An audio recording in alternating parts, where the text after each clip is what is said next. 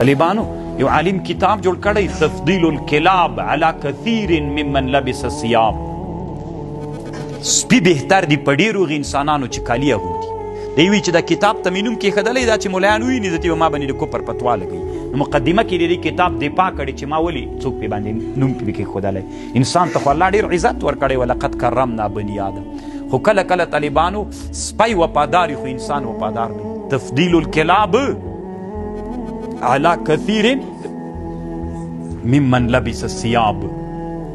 کله کله طالبانو سپی د کور ښي نه له هغه چا نه چې ظالم و وحشي وي د انسانانو د وینو تږی وي او ظلم کوونکی وي. طالبانو سپی تر لغه نه ښه ده.